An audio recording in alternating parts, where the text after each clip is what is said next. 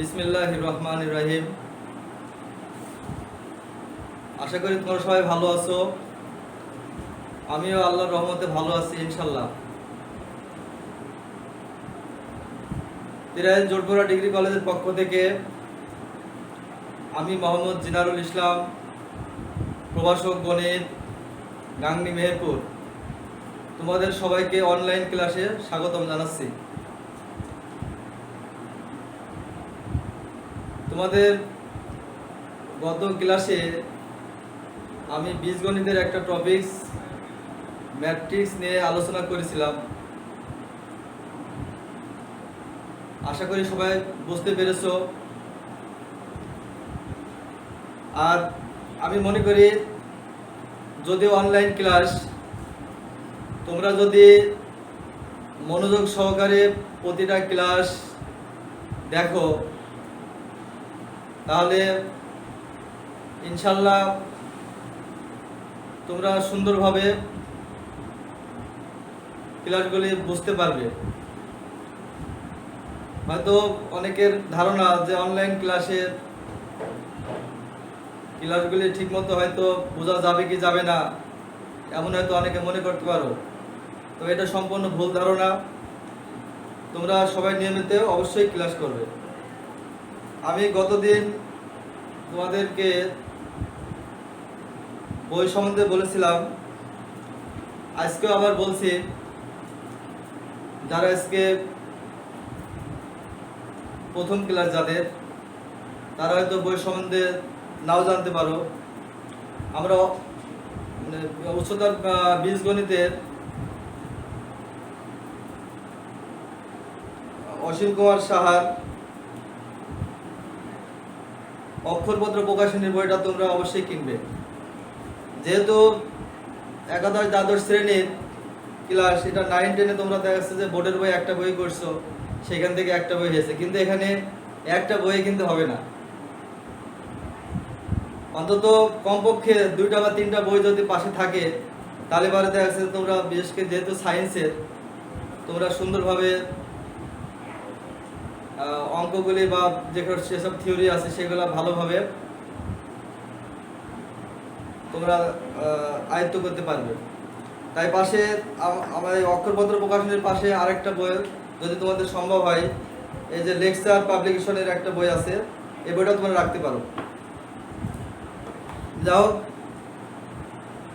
এবার আমি মূল আলোচনা যে ম্যাট্রিক্স, সেই ম্যাট্রিক্স সম্বন্ধে এখন আলোচনা করব। তোমাদের গত ক্লাসে আমি ম্যাট্রিক্সের সংজ্ঞা, ম্যাট্রিক্সের জনককে, তারপরে বিভিন্ন প্রকারের যে ম্যাট্রিক্স আছে আমাদের, সেইগুলো নিয়ে আমরা আলোচনা করেছি। যারা ক্লাস দেখছো তারা অবশ্যই বুঝতে পেরেছো। আর যাদের আজকে প্রথম ক্লাস, তারা গত ক্লাসের আমাদের যে তিরাইল জোরপুরা ডিগ্রি কলেজ যে পেজ আছে, সেই পেজ সবাই দেখবে, তাহলে পরে ধারাবাহিকভাবে ক্লাসগুলো দেখতে পারবে। যদি কারোর মিসও হয়ে যায়, তাহলে পরে দেখা যাচ্ছে যে ওই পেজে গেলে পরে আগের ক্লাসটা দেখতে পারবে। তাই যারা এখনো নিয়মিত ক্লাস শুরু করো নাই, তাদের প্রতি আমার উদাত্ত আহ্বান, তোমরা নিয়মিত ক্লাস করো, দেখবে সুন্দরভাবে তোমার ক্লাস করতে পারছো এবং ভালো লাগবে। তা আমি এখন আজকের যে আলোচনা, সেই আলোচনা থেকে শুরু করছি। আজকে আমরা শুরু করি, প্রথমে আছে ম্যাট্রিক্সের প্রকারভেদের স্কেলার ম্যাট্রিক্স আছে, সেটা নিয়ে আমি একটা আলোচনা করবো। এখন স্কেলার ম্যাট্রিক্স দেখো,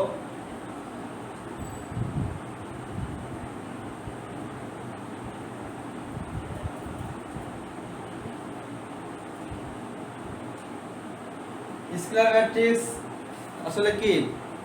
আমরা কর্ণ ম্যাট্রিক্স সম্বন্ধে পড়েছি, যে কর্ণ ম্যাট্রিক্সের যে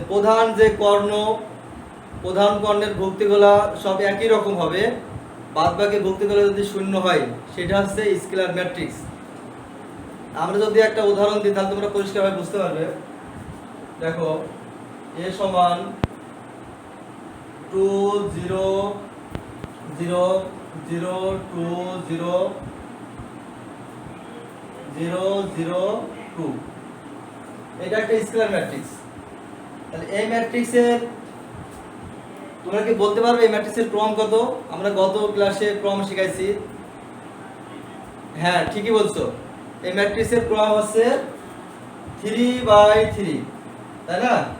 সরি, 3/3, অর্থাৎ কারণ কি যে তিনটি সারি তিনটি কলাম, তিনটি সারি আছে তিনটি কলাম, এই জন্য আছে 3/3 ক্রমের ম্যাট্রিক্স। আচ্ছা, এরপরে আমরা পরে যে ম্যাট্রিক্সটা নিয়ে আলোচনা করব সেটা হচ্ছে একক বা অভেদক ম্যাট্রিক্স। একক বা অভেদক ম্যাট্রিক্স বা ইংরেজিতে বলা আছে আইডেন্টিটি ম্যাট্রিক্স। দেখো, একক বা অভেদক ম্যাট্রিক্স,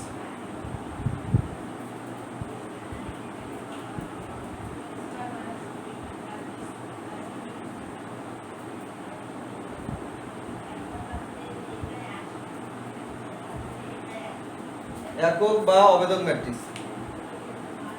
একক বা অভেদক ম্যাট্রিক্সটা কি? কোন বর্গ ম্যাট্রিক্সের প্রধান কর্ণের যে ভুক্তিগুলো আছে সেই ভুক্তিগুলো সব 1 হবে, আর বাদ বাকি যে ভুক্তিগুলো আছে সেগুলো হচ্ছে 0 হবে। তাহলে সেটা হচ্ছে আমাদের একক বা অভেদক ম্যাট্রিক্স হবে। যেমন আমি একটা উদাহরণ দিতেছি, দেখো, a সমান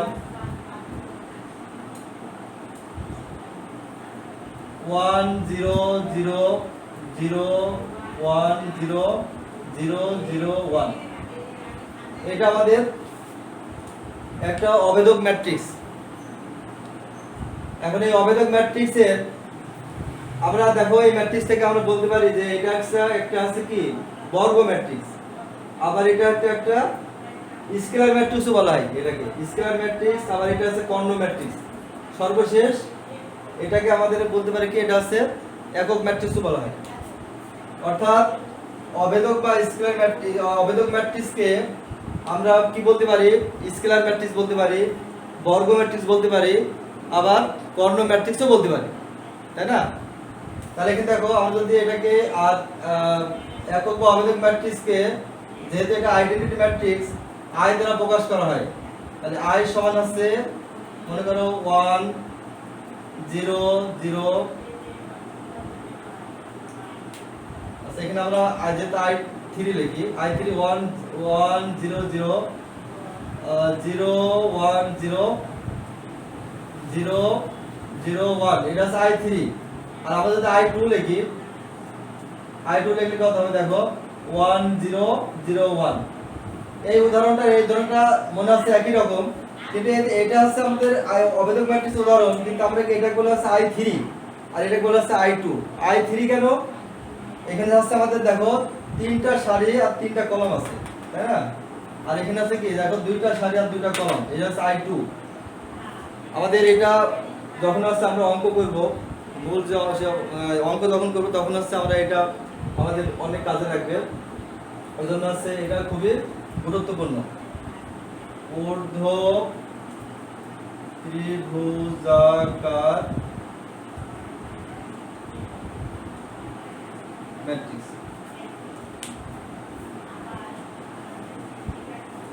তাহলে আমি কি বললাম যে ঊর্ধ্ব ত্রিভুজ ম্যাট্রিক্স আছে যে ম্যাট্রিক্সের প্রধান কর্ণের নিচের ভুক্তিগুলো আছে 0, বাদ বাকি ভুক্তিগুলো অশূন্য, সেটা হচ্ছে ঊর্ধ্ব ত্রিভুজাকার ম্যাট্রিক্স। যেমন a সমান আমরা যদি এইভাবে লিখি যে 2 3 4 0 5 6 0 0 7, এটা হচ্ছে। এরপরে দেখো আমরা হচ্ছে নিম্ন ত্রিভুজাকার ম্যাট্রিক্স, নিম্ন ত্রিভুজাকার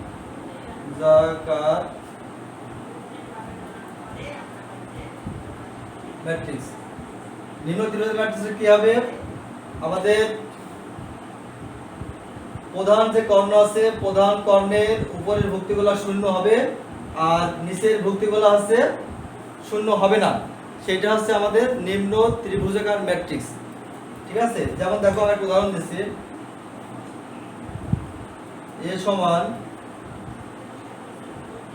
তাহলে এখানে আছে 2 0 0 3 4 0 5 6 7।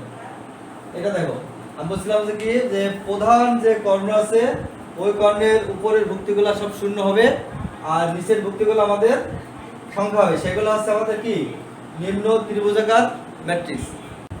আশা করি তোমরা বুঝতে পারছো। এরপরে যে আমরা আলোচনা করব সেটা হচ্ছে শূন্য ম্যাট্রিক্স। শূন্য ম্যাট্রিক্স, তাই না? মনে হচ্ছে যেন সবই শূন্য, নাকি? আসলে সবই শূন্য। কারণ হচ্ছে আমাদের শূন্য ম্যাট্রিক্সের যে ভুক্তিগুলো আছে সেই ভুক্তিগুলা, শূন্য ম্যাট্রিক্সের ভিতরে যে ভুক্তিগুলো আছে সবগুলাই শূন্য হবে, এই জন্য একে শূন্য ম্যাট্রিক্স বলা হয়। যেমন দেখো,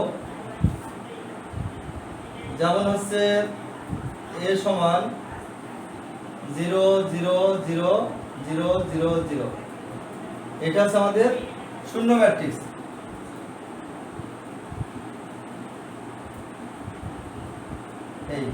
এটা হচ্ছে আমাদের শূন্য ম্যাট্রিক্স। অর্থাৎ আছে, এরপরে আমরা গতদিন হলো কিছুই দেখাইছিলাম অঙ্কের, হলো যে আমাদের যোগের অঙ্ক দেখাইছিলাম। আজকে কিছু অঙ্ক দেখাবো যোগ, বা গতদিন হচ্ছে যোগটা দেখাইছিলাম, আজকে বিয়োগটা দেখাবো। যেহেতু যোগ বা বিয়োগের একই নিয়ম, তাই না? যোগ বা বিয়োগের একই নিয়ম। তারপর আমরা একটা বিয়োগের অঙ্ক দেখাই, সেটা আমি মুছে দিলাম।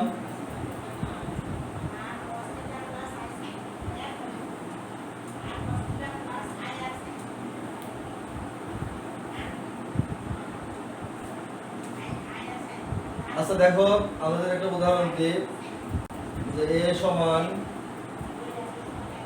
3 0 5 6 -9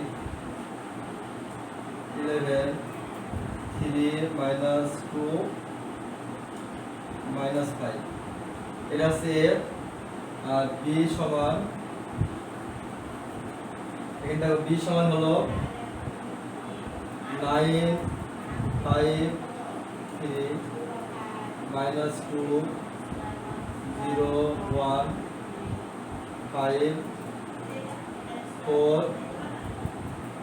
12। এটা হচ্ছে তাহলে হচ্ছে a এবং b দুটা ম্যাট্রিক্স। আমরা গতদিনে বলছিলাম যে ম্যাট্রিক্সের যোগ বা বিয়োগ তখনই সম্ভব যখন দুইটা ম্যাট্রিক্সের ক্রম বা অর্ডার সমান থাকে। তাহলে এখানে দেখা যাচ্ছে যে আমাদের যে এ ম্যাট্রিক্স আছে, এই ম্যাট্রিক্সের ক্রম দেখো, এটা হচ্ছে কি 3/3 ক্রমের ম্যাট্রিক্স, এবং বি ম্যাট্রিক্সের যে ক্রম আছে এখানেও দেখো 3/3 ক্রমের ম্যাট্রিক্স, তাই না? তাহলে এখানে দেখো, আমি যদি এখানে আমরা বিয়োগ করি, অতএব a মাইনাস b সমান, দেখো তাহলে এখানে আছে 3 0 5 6 -9 11 3 -2 -5, এই মাইনাস, এবার b এর মান 9 5 3 -2 0 1 5 4 12। আমাদের কিন্তু এই যে গতদিনও দেখছি আমি কিছু ম্যাট্রিক্সের কয়েকটা প্রকারভেদ দেখানোর পরে ম্যাট্রিক্সের যে যোগ সেটা দেখাচ্ছিলাম। আজকেও কয়েকটা ম্যাট্রিক্সের প্রকারভেদের কয়েকটা সংজ্ঞা দেখালাম, তারপরে আমরা আজকে বিয়োগটা দেখাচ্ছি। আগামী ক্লাসে আমরা ম্যাট্রিক্সের আরো প্রকারভেদ আছে সেখানে আমরা দেখাবো, এবং ম্যাট্রিক্সের যে গুণ আছে সেই গুণ সম্বন্ধে যদি সময় পাই সেটা আলোচনা করব। এখন দেখো বিয়োগটা আমরা দেখি কত হয়। 3 মাইনাস মাইনাস প্লাসে মাইনাস 3 -9 0 -5 5 -3, তারপরে দেখো 6 6, আর এই যে মাইনাস মাইনাস প্লাস হয়ে যাবে, এখানে +2, আর এখানে -9, আর এখানে কত -0 11 -1, তারপর দেখো 3 মাইনাস কত 5, তারপরে -2 -2 -4 তাহলে -5 এই কথা হচ্ছে -12 এই হিসাব দেখো দেখো কত হয় তাহলে এখানে আছে কত আছে -6 -5 এখানে আছে 2 8 -9 10 তারপরে এখানে আছে -2